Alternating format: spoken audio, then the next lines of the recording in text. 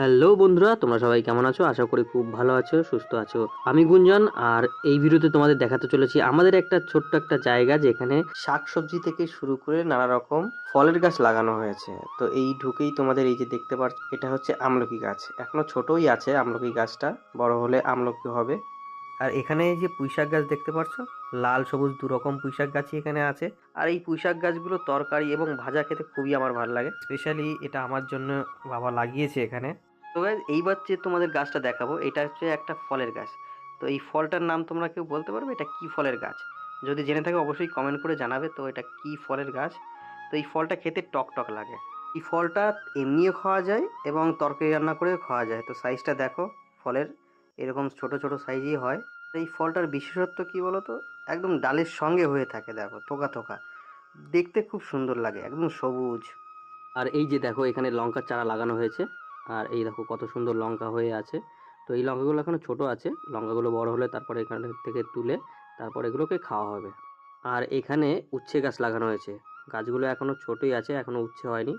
আর 1 মাস যেতেই উচ্ছে গাছে উচ্ছে চলে আসবে। আর এবার যে গাছগুলো দেখাবো, এই গাছগুলোকে আমরা টক শাকের গাছ বলি। যে এই পাতাগুলো দেখতে পাচ্ছ, এই পাতাগুলো তুলে আমরা টক রান্না করে খাই। তো গাইস, তোমরা কোনোদিন এই টক পাতা খেয়েছো কিনা অবশ্যই কমেন্ট করে জানাবে। আর এইটা হচ্ছে কচুরলতি। এই যে দেখতে পাচ্ছ কচুরলতিটার সাইজটা শুধু দেখো কত লম্বা এবং কি মোটা। তো আমার এইটা খুবই প্রিয় সবজির মধ্যে একটা। তো এটা এখন আমি তুলবো। এই যে কচু গাছগুলো দেখতে পাচ্ছ, এই কচু গাছ থেকেই লতিগুলো বেরিয়েছে।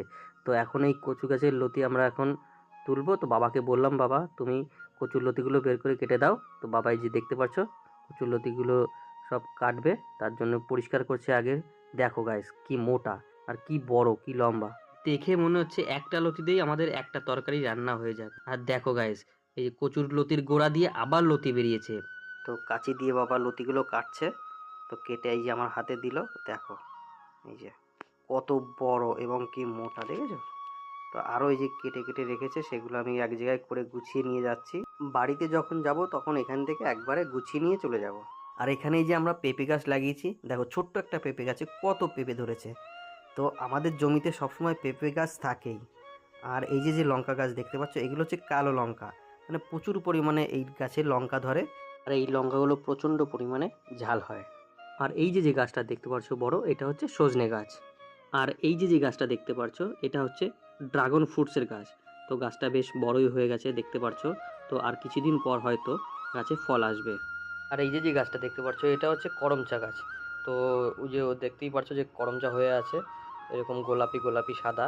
তো এই যে যে করমচা, এই করমচা দিয়ে